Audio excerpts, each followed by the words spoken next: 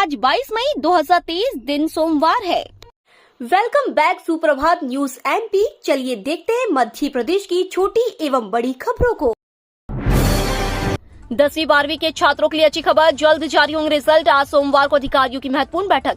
MP board के 10वीं 12वीं के छात्रों के लिए महत्वपूर्ण खबर है, जल्द ही उनका इंतजार समाप्त होने वाला है। परीक्षा परिणाम की घोषणा जल्दी की जाएगी। इसके लिए आज सोमवार को अधिकारियों की अहम बैठक आयोजित की जाएगी। उम्मीद जताई जा रही है कि 23 से 25 मई के बीच रिजल्ट की घोषणा की जा सकती है। वहीं परिणाम घोषित होने के बहादुर छात्र से एमपी बोर्ड की ऑफिशियल वेबसाइट पर देख सकते हैं। सोमवार को परीक्षा परिणाम जारी करने को लेकर माध्यमिक शिक्षा मंडल के अध्यक्ष सहित परीक्षा समिति की बैठक रखी गई है। पीएम मोदी जून में फिर आएंगे मध्य प्रदेश, किसानों के खाते में ट्रांसफर करेंगे 3000 करोड़। प्रधानमंत्री नरेंद्र मोदी अगले महीने जून में एक बार फिर मध्य प्रदेश आ रहे हैं। जून महीने में यहां किसान सम्मेलन का आयोजन किया जाएगा। इस सम्मेलन में प्रधानमंत्री नरेंद्र मोदी फसल बीमा योजना के तहत किसानों के खाते में लगभग 3000 करोड़ रुपए ट्रांसफर करेंगे। आगामी विधानसभा चुनाव को देखते हुए प्रधानमंत्री अब मध्य प्रदेश, राजस्थान और छत्तीसगढ़ में सक्रिय दिखने वाले हैं। खाद्य लाइसेंस लेना अनिवार्य, बिना रजिस्ट्रेशन पर होगी चालानी कार्रवाई। खाद्य सुरक्षा एवं मानक अधिनियम 2006 के अंतर्गत समस्त खाद्य कारोबार कर्ताओं को खाद्य लाइसेंस एवं रजिस्ट्रेशन लेना अनिवार्य है। बिना खाद्य लाइसेंस के कारोबार करने पर 6 माह का कारावास और अधिकतम 5 लाख रुपए तक जुर्माना होगा। बिना रजिस्ट्रेशन के खाद्य कारोबार करने की श्रेणी के तहत अधिकतम 2 लाख रुपए तक जुर्माने का प्राविधान है। इंदौर में जिन भी कारोबार कर्ताओं के पास लाइसेंस और रजिस्ट्रेशन नहीं होगा, उनके खिलाफ कार्रवाई की जाएगी। खाद्य कारोबार कर्ता, दूध विक्रेता, किराना, होटल, रेस्टोरेंट, ढाबा, फल सब्जी विक्रेता, पानीपुरी, चाट, पोहा, समोसा के ठेले, पान गुमटी, टिफिन सेंटर, ट्रांसपोर्टर, राशन दुकानें, वेयरहाउस, केटरर्स, शासकीय अशासकीय संस्थानों में संचालित कैंटीन एवं सभी खाद्य कारोबार कर्ता व्यापारी जो खाने पीने से संबंधित सामग्री का निर्माण, भंडारण, परिवहन और विक्रय करते हैं, उन सभी को लाइसेंस रजिस्ट्रेशन लेना अनिवार्य है। धार को मिली पीएम मित्र पार्क की सौगात, सीएम शिवराज और केंद्रीय मंत्री पीयूष गोयल ने किया शिलान्यास। सीएम शिवराज सिंह चौहान और केंद्रीय मंत्री पीयूष गोयल ने रविवार को धार जिले के गंजवानी में केंद्रीय वस्त्र मंत्रालय के पीएम मित्र पार्क का शिलान्यास किया। केंद्रीय वस्त्र मंत्रालय ने देश के 7 राज्यों में 4445 करोड़ रुपए की लागत से 7 पीएम मित्र पार्क बनाने की घोषणा की है। यह उनमें से एक पार्क है। प्रधानमंत्री नरेंद्र मोदी के 5 विजन को साकार करने के लिए इन पार्कों को स्थापित किया जा रहा है। धार जिले के भैंसोला में लगभग 1563 एकड़ भूमि पर पीएम मित्र पार्क विकसित किया जा रहा है। कर्नाटक के बाद एमपी में भी गरमाएगा ओबीसी मुद्दा, विपक्ष ने बनाया सरकार को घेरने का प्लान। मध्य प्रदेश में विधानसभा के चुनाव नजदीक है, ऐसे में बीजेपी और कांग्रेस दोनों दल हर समाज वर्ग को साधने में जुटे हैं। कर्नाटक के ओबीसी फॉर्मूले को लेकर कांग्रेस अब मध्य प्रदेश में भी दोहराने की तैयारी में है। पार्टी ओबीसी आरक्षण और जातीय जनगणना को इन चुनावों में बड़ा मुद्दा बनाएगी। इसके लिए पार्टी के बड़े ओबीसी नेताओं को आगे किया जाएगा। दूसरी ओर बीजेपी भी खुद को ओबीसी हितैषी बताते हुए कांग्रेस पर पिछड़े वर्ग के नेताओं को दरकिनार करने का आरोप लगा रही है। मध्य प्रदेश में यूनिफॉर्म घोटाला, 45 लाख बच्चों को दी गई घटिया ड्रेस। मध्य प्रदेश में स्कूली बच्चों को घटिया क्वालिटी का ड्रेस दिए जाने का मामला सामने आया है। इस मामले के उजागर होने के बाद सरकार सख्त हो गई है। मुख्य सचिव इकबाल सिंह बेस ने स्कूल शिक्षा और पंचायत विभाग को इस मामले की जांच करने के आदेश दिए हैं। दरअसल शिवराज सिंह चौहान सरकार ने स्कूली बच्चों के लिए ड्रेस का कपड़ा खरीदकर उसे महिला समूह से सिलवाकर बांटने के आदेश दिए थे। एक ड्रेस के कपड़े के लिए 220 रुपए तय किए थे। साथ ही कपड़ों की सिलाई के लिए सरकार की ओर से 70 रुपए तय किए गए थे। यानी कपड़े से लेकर सिलाई तक हर ड्रेस की लागत 290 रुपए थी। सरकार की ओर से राज्य शिक्षा केंद्र और राष्ट्रीय आजीविका मिशन के अधिकारियों को बुनकर संघ से कपड़ा खरीदकर और महिला समूह से उन कपड़ों की ड्रेस सिलवाकर 130 दिनों में स्कूली बच्चों में बांटने का आदेश दिया था।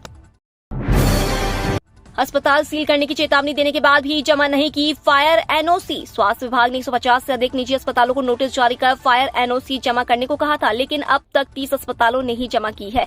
वहीं स्वास्थ्य विभाग ने अस्पताल सील करने की चेतावनी दी थी, इसका भी असर अस्पताल संचालकों पर नहीं पड़ा। दरअसल करीब 25 दिन पहले स्वास्थ्य विभाग के अधिकारियों ने निजी अस्पताल संचालकों के साथ बैठक की थी। इसमें 15 दिन का समय देते हुए फायर एनओसी जमा करने के लिए कहा था, लेकिन अस्पताल संचालक स्वास्थ्य विभाग की चेतावनी को हवा में उड़ा रहे हैं।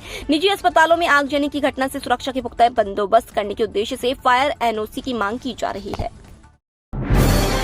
सीएम हेल्पलाइन से लोगों को मिल रही बड़ी राहत। इस मामले में एमपी का नंबर 1 जिला बना सीहोर। मध्य प्रदेश में 20 मई को सीएम हेल्पलाइन में शिकायतों के निपटारे के मामले में रैंकिंग जारी की गई। इस रैंकिंग में मध्य प्रदेश के सभी 52 जिलों में से सीएम शिवराज सिंह चौहान के गृह जिले सीहोर ने पहला स्थान पाया है, जबकि दूसरे नंबर पर जबलपुर और तीसरे पायदान पर छिंदवाड़ा रहा है। सहायक उप निरीक्षकों और उप निरीक्षकों को मिलेगा उच्च पद का प्रभार।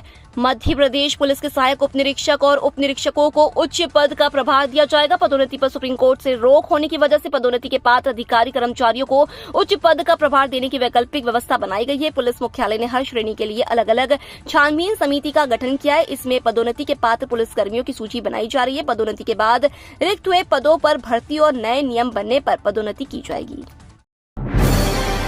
राजस्थान के कई जिलों में लंपी के संदिग्ध मामले, मध्य प्रदेश में संक्रमण बढ़ने का खतरा। राजस्थान के जोधपुर समेत कई कुछ जिलों में लंपी के संदिग्ध मामले सामने आए हैं। जांच के लिए यहां से लगभग 50 सैंपल उच्च सुरक्षा पशु रोग अनुसंधान प्रयोगशाला भोपाल भेजे गए। एक सप्ताह के भीतर जांच रिपोर्ट आएगी।